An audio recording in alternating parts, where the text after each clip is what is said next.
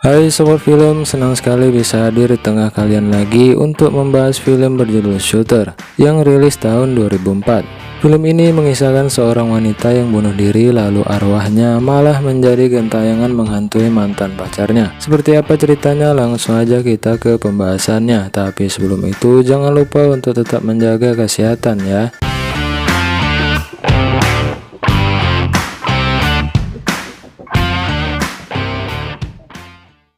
Film ini dimulai dengan memperlihatkan beberapa remaja yang sedang berada di pesta pernikahan. Di film ini, kita akan fokus pada seorang yang bernama Tan. Tan berprofesi sebagai seorang fotografer yang dimana dalam kegiatannya itu ia didukung oleh pasangannya yang bernama Jen. Kebetulan Tan merupakan alumni dari sebuah kampus ternama yang berada di Bangkok, sedangkan Jen sendiri merupakan adik kelas dari Tan yang sampai saat ini sedang berada di semester 7. Setelah itu mereka pun bergegas untuk pulang pada tengah malam. Sepanjang perjalanan mereka saling goda-godaan satu sama lain sambil bercanda. Sampai-sampai Jen tidak sadar lagi kalau ada wanita yang sedang menyeberang. Alhasil mobil yang disetir oleh Jen harus menabrak wanita itu sampai terpental. Dari kejadian ini, Jen mengalami ketakutan yang luar biasa karena selama hidupnya ia tidak pernah menabrak orang. Begitupun sebaliknya dengan Tan yang berada di sampingnya. Kemudian ia meminta Jen untuk segera pergi saja dari sana dikarenakan selagi tidak ada orang yang melihat kejadian itu.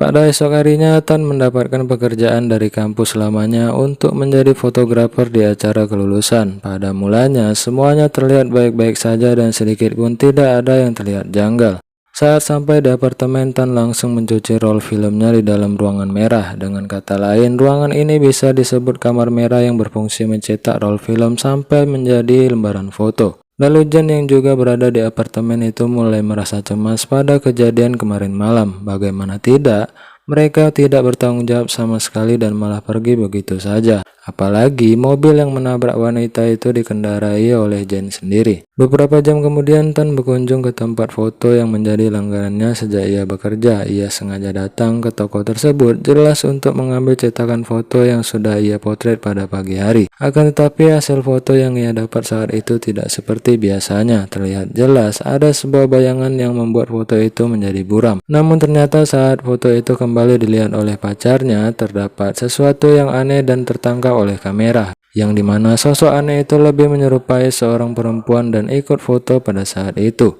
Hal ini tentunya membuat Jen semakin menjadi khawatir dan saat itu juga mereka pun pergi ke lokasi tabrakan tempo hari.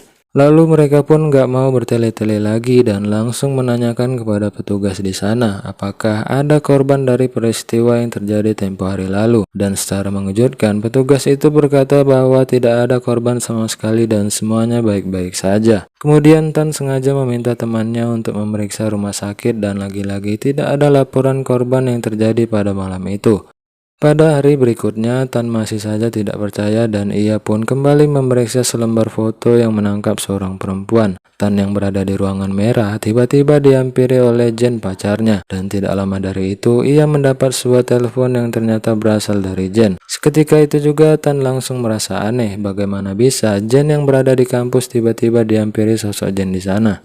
Setelah kembali menjemput Jen, Tan merasa tidak enak badan dan lehernya mengalami pegal yang luar biasa. Kemudian ia pun pergi ke rumah sakit untuk menjalani pemeriksaan. Beruntungnya setelah di ronsen tulang-tulangnya terlihat baik dan tidak ada masalah sama sekali. Lalu Jen yang sedang berada di apartemen masih penasaran mengenai foto-foto tersebut. Setelah disamakan, ternyata bayangan tersebut membentuk pola yang mengarah pada suatu ruangan di kampus mereka. Saat itu juga Jen langsung datang ke kampusnya hanya untuk mencari tahu mengenai ruangan itu. Dari sinilah terlihat jelas bahwa ruangan yang dimaksud adalah ruangan laboratorium. Namun angin yang bertiup di ruangan itu perlahan semakin kencang sampai membuat Jen merasa panik. Dari kepanikannya itu, ia secara tidak sengaja melihat sebuah foto yang berada di ujung ruangan. Bisa kita lihat sendiri kalau di sana ada sosok wanita yang sedang menerima penghargaan. Jen yang melihat foto itu langsung teringat dengan korban yang ia tabrak dan juga menyamakan dengan peristiwa yang dipotret pacarnya. Dan anehnya Jen juga menemukan sebuah foto yang memperlihatkan pacarnya sedang berdua dengan wanita itu.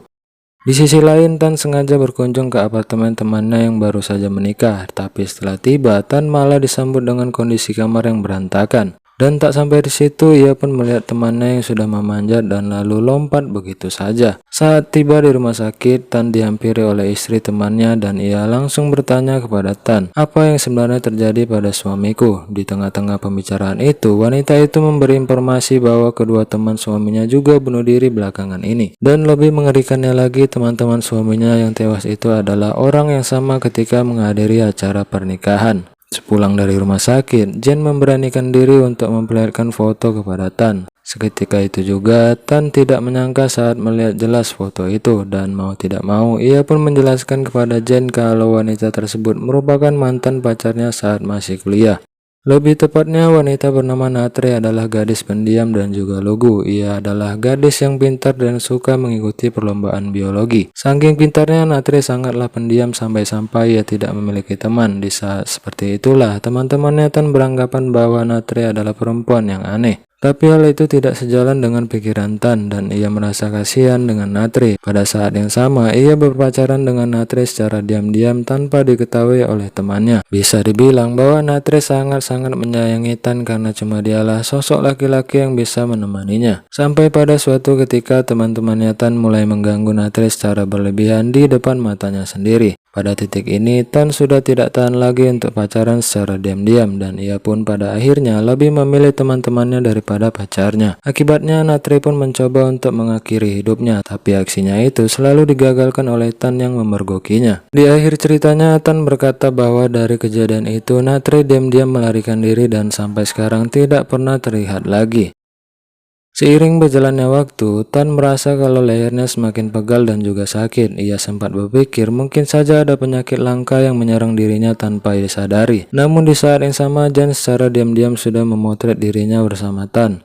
Esok harinya, mereka berdua sengaja berkunjung ke desa untuk mencari alamat Natre. Dan benar saja, mereka berhasil mendapat alamatnya dan terlihat seorang wanita yang berada di halaman. Ternyata wanita ini adalah ibu kandung Natre yang mengasuhnya sedari kecil. Tanpa basa-basi, Tan langsung bertanya mengenai keberadaan Natre yang selama ini telah menghilang. Seketika itu juga ibunya menjawab bahwa Natre sedang tidak enak badan dan tertidur pulas di kamarnya. Mendengar hal itu, mereka pun bingung sekaligus kaget mengenai jawaban dari ibunya Natre. Lalu ibunya pun izin pergi ke dapur untuk memasak makanan favorit anaknya. Di saat ada kesempatan itu, Tan bersama pacarnya secara diam-diam menaiki lantai 2. Tidak jauh dari anak tangga terdapat sebuah kamar yang merupakan kamarnya Natre. Natre terlihat sedang tidur pulas berbaring di atas kasur. Namun ternyata sosok yang terbaring itu adalah mayatnya Natre yang sudah kering. Di saat itu juga, ibunya langsung marah besar setelah mengetahui keberadaan mereka di kamar anaknya itu. Kemudian mereka berdua bertanya apa penyebab meninggalnya Natre, akan tetapi ibunya malah bilang kalau Natre itu masih hidup. Setelah itu, Jen pun memperlihatkan sosok Natre yang terlihat di sebuah foto. Tan beranggapan dengan keberadaan jasad Natre yang berbaring di kamar akan membuat rohnya menjadi tidak tenang.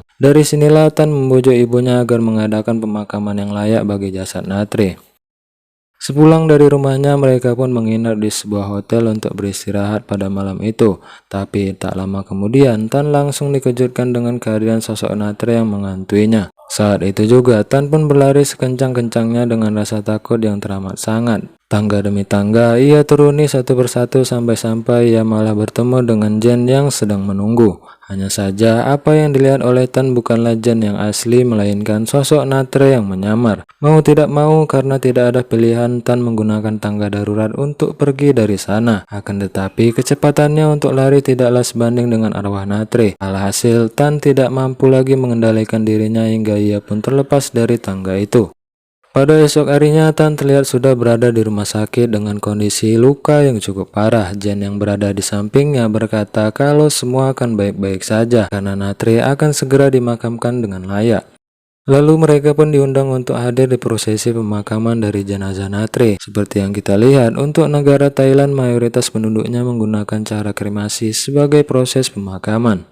Beberapa hari kemudian, Jen masih penasaran dan melihat kembali beberapa foto yang sudah ia potret secara diam-diam. Saat ia sedang berdua dengan pacarnya, ia pun menyadari ada sosok Natre yang berada di tempat yang sama. Kemudian ia pun menyusun foto itu satu persatu dan membuatnya terlihat bergerak. Jen langsung merasa bahwa foto-foto itu memiliki arti yang tersembunyi. Dan benar saja, secara tidak sengaja ia menemukan sebuah roll film yang berada di dekat lemari. Saat itu juga ia membawa roll film tersebut ke dalam ruangan merah untuk dicuci. Dari sini betapa terkejutnya Jen setelah melihat kondisi Natri yang sedang dilecehkan, yang dimana ia diganggu oleh teman-temannya Tan, bahkan ia juga diperkosa di dalam laboratorium. Di saat yang sama, saat itu Tan masuk ke ruangan itu dan terkejut melihat Jen yang sudah menangis. Namun dirinya tidak ingin Jen salah persepsi dan ia pun menjelaskan bahwa semua itu ada alasannya. Saat kejadian di hari itu, Tan berada di sana dan memergoki teman-temannya yang sedang memperkosa Natri. Akan tetapi, teman-temannya memaksa Tan untuk memotret kejadian itu agar Natri tidak berani melapor ke polisi atau akan disebarluaskan. Dari scene itu juga menjelaskan kalau peristiwa pemerkosaan tersebut sudah terjadi setelah teman-temannya mengganggu Natri di dalam lift. Dengan kata lain, Tan sengaja untuk menjauh dari Natri bukan karena memilih teman-temannya, melainkan ia sudah mengetahui bahwa Natri sudah tidak perawan. Tapi tetap saja Tan ditinggal oleh Jen yang kepalangan kecewa dengan dirinya.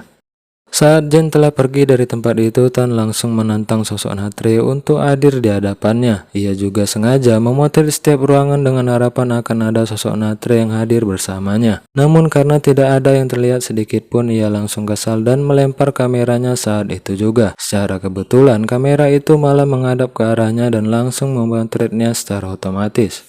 Karena penasaran, ia pun memeriksa hasil foto tersebut dan terlihat bahwa sosok Natri sedang duduk di atas pundaknya. Dari sinilah terjawab sudah kenapa lehernya Tan selalu pegal setiap hari, bahkan berat badannya juga bertambah 2 kali lipat menjadi 120 kg.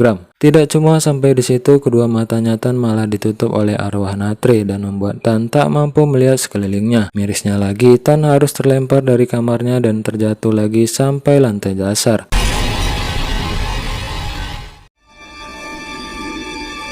Kemudian Jen yang tidak lagi menjadi pasangannya merasa peduli padanya dan sengaja berkunjung ke rumah sakit. Tapi kali ini rumah sakit yang ia kunjungi adalah rumah sakit jiwa. Di dalam ruangan terlihat bahwa Tan sedang terduduk sambil membungkuk begitu parah. Yang mengerikan lagi, sampai detik ini Tan masih diduduki oleh sosok Natri. Pada kesimpulannya, film ini mengajarkan kita untuk lebih bertanggung jawab pada peristiwa masa lalu, karena apapun yang terjadi di masa lalu masih ada kemungkinan untuk berpengaruh di masa depan. Baiklah sobat film, sampai di sini aja pembahasan film kali ini. Jika kamu terhibur, silahkan share video ini ke sahabat dekat ya. Oke, sampai jumpa di video berikutnya.